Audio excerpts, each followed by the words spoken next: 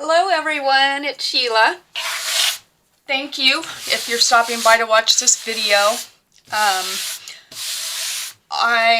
As I've mentioned in the past, am going to be starting a journal for a giveaway for my subscribers. I made the base of my journal. The only reason I'm not filming it is because it has a curved spine, and because a few years ago I took a course that Nick the Booksmith has. And I feel if I show how I did that particular curved spine, I would be doing her an injustice. I respect the fact that I took that course, and that's something that I wouldn't air. So I do want to show you briefly how I normally make a journal. I know a couple days ago I did one out of a cracker box, which, you know, is a very basic way of forming a journal, which what I'm about to show you is pretty basic as well. Any newcomer, this may be helpful. People that have been making journals for years, you know, they pretty much know the different techniques that can be used to do so. So I want to show you the basis of how I construct a journal, and I guess because I couldn't show you the filming of me making the base for the journal I'm going to give away. So for this tutorial, if you will, I am using just a hot chocolate box. It's thin chipboard. I don't usually use this to make a journal, but for this demonstration I'm going to. I've cut out my front and back covers and my spine. For anybody interested, I think this is, 7 inches by 4.5. 7 by 4.5. My spine is what was it? 1 3/8. I think it was just over. Can't remember now. No, I apologize. 1 and 2, 4. Just over 1¼ inches wide for this demonstration. But what I do when I'm making a hardbound journal out of chipboard, or if I was going to use this for a regular journal, I would glue 2 pieces together to give it more substance. So that would be the first thing I would do, is glue the 2 sides together to make this sturdier. Then I use a piece of fabric. This is just muslin. You can use any kind of fabric you want. A lot of people use paper. The only reason I don't use paper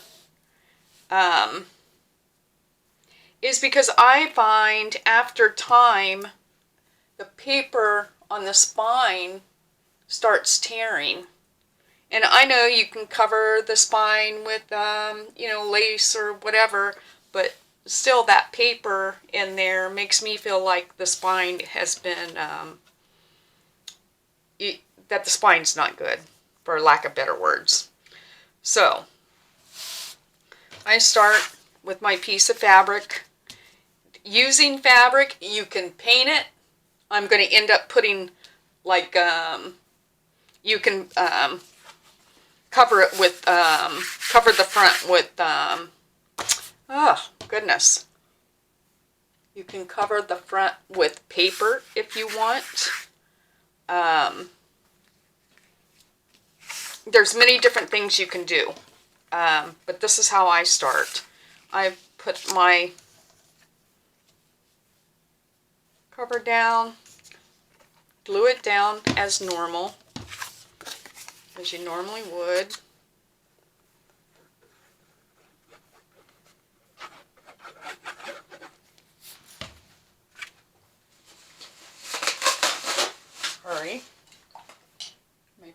brush has been in water because I made that other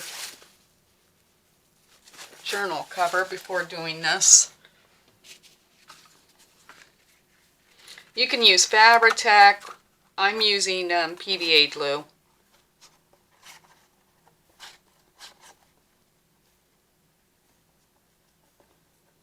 And I find PVA glue takes a bit longer to dry, but I really like it much more than the Fabri-Fix or Fabri-Tac, whatever.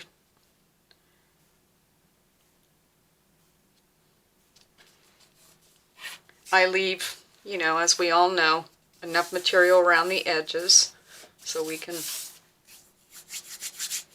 fold it up. My hands. I don't want you to think my hands are dirty. This nail was smashed many years ago and I have ink down in there that I can't get out. I'm going to have to bleach my nails again. Don't want you thinking I'm dirty. Then the next thing I would attach down is my spine. Ooh, I feel out of breath today. I don't know why. Been doing quite a bit around the house and just made that other base for the journal.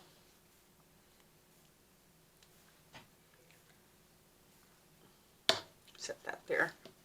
So the next thing I'm going to do is set my spine next to this, approximately where I think it's going to go. I always use a piece of chipboard. I put it up against my first piece and then I butt my spine up against it, and then it ensures me that I have the same distance, or pretty close to the same distance, between my spine and the cover.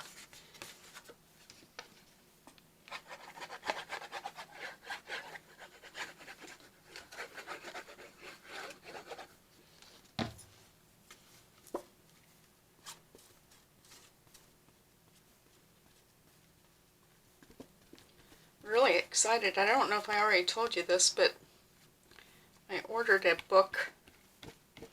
Oh, Margaret Miller. By Margaret Miller. To do her weekly collage prompts in.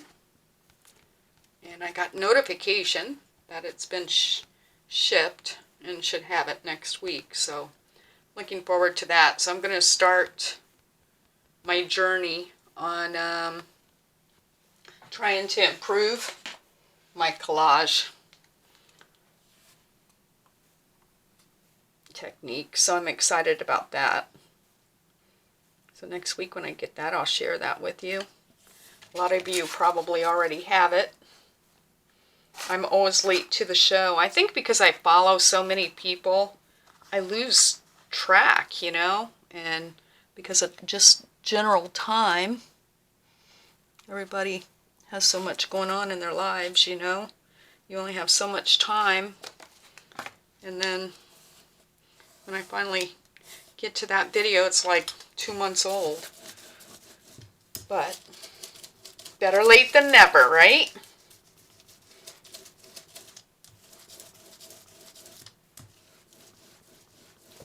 So far, this is pretty basic. You know what, well, the whole thing's going to be basic, but pretty much the way you make a basic journal. I'm going to cut my corners here. That's a little bit close.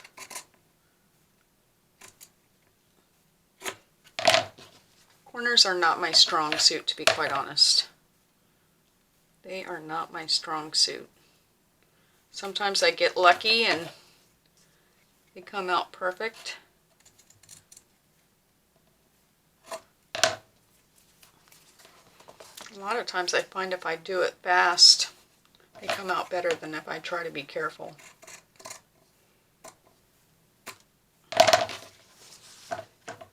don't know if there's any truth to that, but so we're just getting as close to that corner, but leaving, I don't know, maybe an 1/8 inch, something like that, fabric so we can fold it over.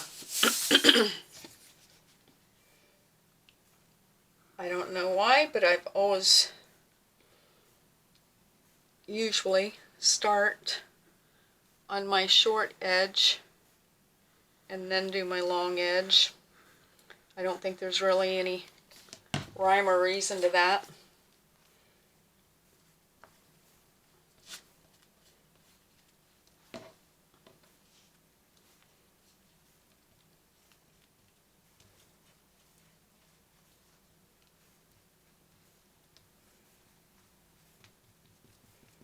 And I will show you, I don't know if this will cooperate with me, but I'll show you something that may work for you if you're trying to make a round spine. Alright, let's see if I have enough glue. So I usually start on my short side, just don't, like I said, no rhyme or reason, just something I've always done.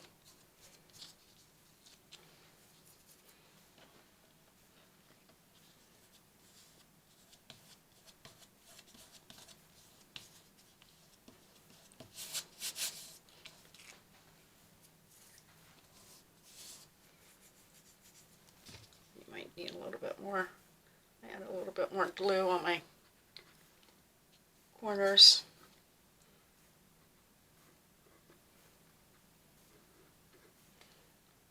I like to get along that edge as well.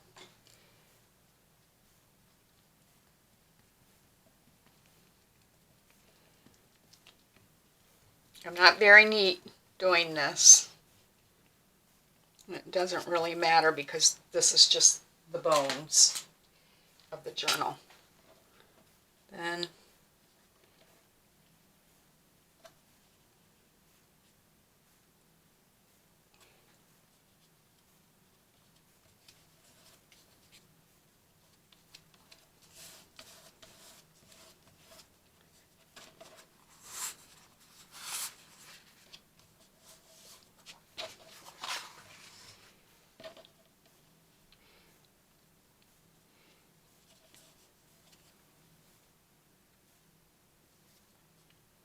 this one I got a little bit close, but I think it's good because that's going to be covered up with paper on the inside anyway.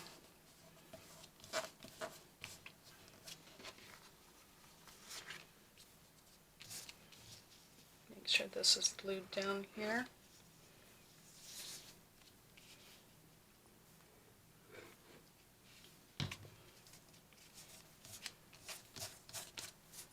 Alright. Now I have this bone folder. I don't know, I think I got it at Joann's maybe. I don't know, I've had it forever. But I always go down here.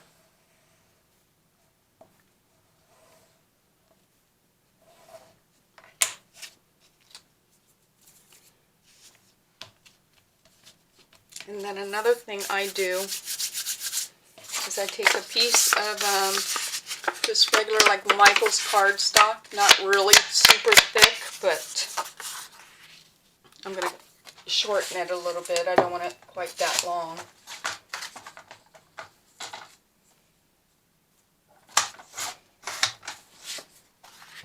Just something like this that I put in the middle. You know, I feel like it helps to reinforce the spine. You're probably fine without it. It's just something I've always done.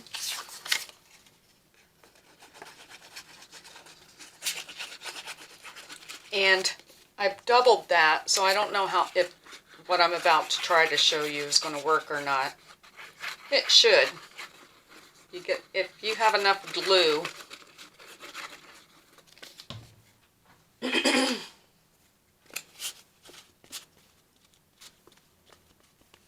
it makes your spine and everything a little bit more pliable.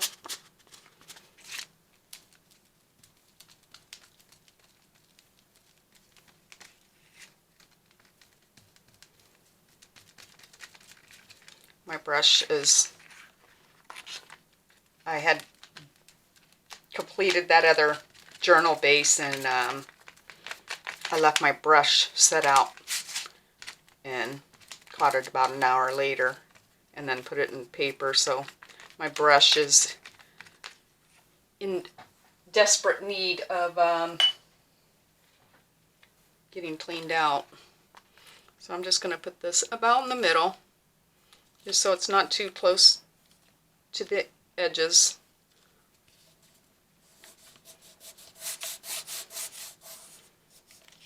And I'm going to glue that down in the center here. And not tightly, but just comfortably, the edges here.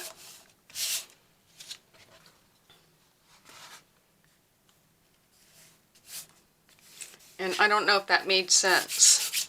Try not to pull it real tight across the seam between the spine and the cover. And then just easily, gently fold that up. Just a little at a time. It just, to me, adds more strength to the spine. Now, if you don't have one of these bone folders, another thing that I use quite often is my ruler. I'll put in there. I don't know why I do it, I just do. I don't know if there's any added benefit of doing this. I think it makes the spine a little bit neater. Alright, so there you have it. Now normally I would just let this sit and dry, but what I was going to tell you, there's another way of making a curved spine that I have not taken a course for, and this spine is pretty moist with all the glue from covering this, putting the fabric on, and the glue on the inside. It's soft enough that you can start forming your spine. It's not going to be maybe as perfect, but I have made rounded spines using this method. Just, you don't want to crease that. You want to just keep playing with it. And that's why I say if you put enough glue on the inside here, it's making the spine, well, it's wet, you know. It's not soaked, but it's wet, which is making it more pliable. And you can see there's a more rounded edge to it rather than just flat. It's not perfect, but nonetheless, you work with it enough, you can make a rounded spine this way. A lot of times, like this book is small, but with larger journals, might be able to use this. That might be too small.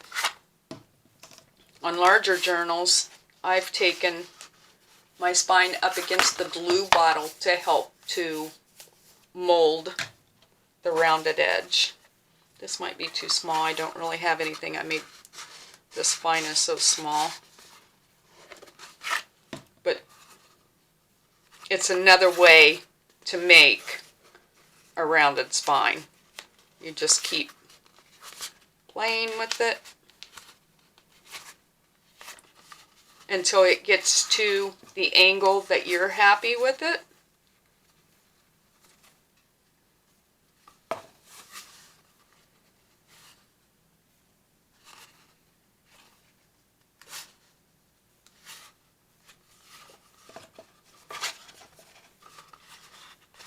And as you can see,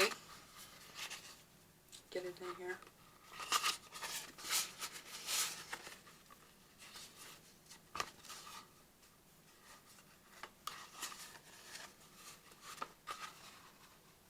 you can make a rounded spine pretty easy with this method.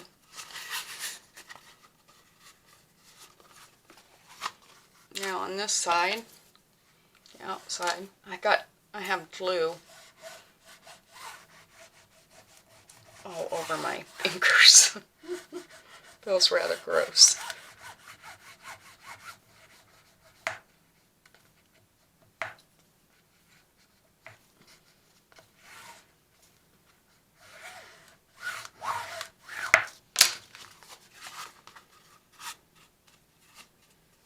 And there you have it. That's the base.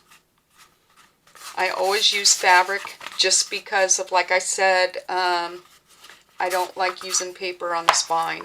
I feel like after opening and closing, you know, it might, in my experience, it might last while you're building the journal, but once somebody's actually using the journal and opening and closing and all of that, I don't know. I just feel like paper leads for a compromised spine. So, there's that. Now, what I normally do, and I'm not going to do because I don't want to bore you to death, normally I paint, well, I will paint my journal whatever base color I want it to be so that you don't have white material, you know, showing through. You can cover it again if you want to use some type of floral fabric or whatever you want it to have a fabric cover. You can, by all means, cover it again with your fabric of choice. I have some of this laying here because I'm going to be using this kit from Artie Mays, and I should have had the name wrote down. But I'm going to be using this kit for one of the journals for the giveaway. And I printed out a sheet of that on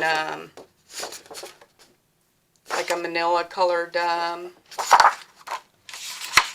cardstock. I forget the technical name for it, but it's, I think it might be called presentation paper or something. But anyway, just as an example, if I wanted this on my cover, I would cut it out just slightly smaller than the base of my journal and glue that right down, and then do whatever else, what other decoration you want to do. Normally on my spines, you don't have to. You can just paint this a solid color, whatever color you, say you wanted a brown or a black spine, you could just paint your spine whatever color you want it, and then add your paper. I normally use fabric, muslin, or lace, or whatever. I haven't really, this is just for demonstration. You'll see what I end up doing to the journal that I'm giving away. But this is just the base of the cover. Now you have the book, and you can do to it whatever you want. It's basically like taking a book and taking the pages out and using it to build your base. Do whatever you want to it. If you want to cover it in fabric, I wouldn't put paper around here, but that's my personal thing. There's many things you can do with this now, because now you have the base of your book. So I hope someone finds this helpful. I know it's nothing new, nothing at all. It's just a very basic base for a journal cover. I hope this helps you out. The more you play with this, you might find that you can make some rounded spines this way.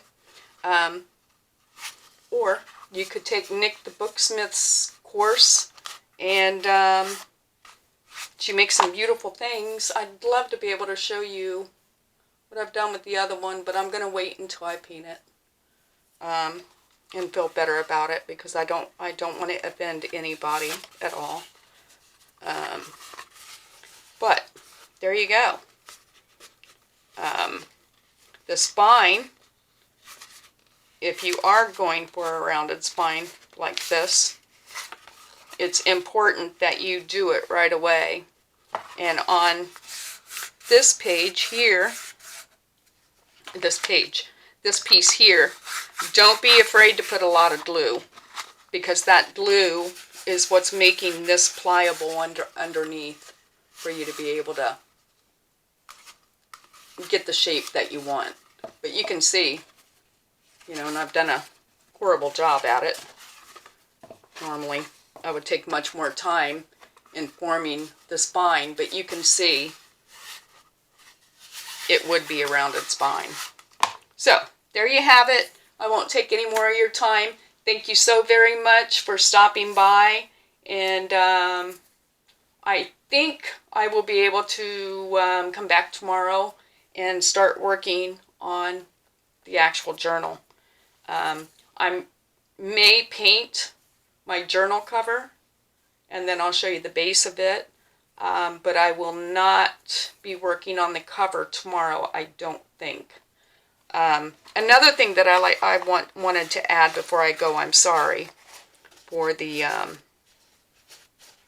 sort of jumping around here. I never put my, you know, my covers here. I call them base plates. I don't know the technical term, but excuse me, I never put those on. That's usually one of the last things I do when I make a journal, because I'll show you how I attach my signatures. I usually make my signatures and I work from them loose, because I like to sew a lot, and sometimes I might stitch around the actual paper. I feel like it's too difficult for me when I'm dealing with my signatures to know exactly, okay, I'm going to stitch around this page and this page and this page. I sort of, I don't know, I work as I go, and then, you know, I add my elements, and then I look, and as I'm flipping through that signature, if I feel it needs a little bit something more, then I have the flexibility, if I want to stitch around that page. Once I know all my actual stitching is done, that's when I would put my signatures in the book, and then once the signatures are in, then I could put my front and back cover on. But, so, with that being said, I hope to see you tomorrow. I hope this helps somebody in some small way, and thank you very kindly from the bottom of my heart for subscribing to my channel, and any comments or likes would be greatly appreciated. See you soon. Take care. Bye-bye.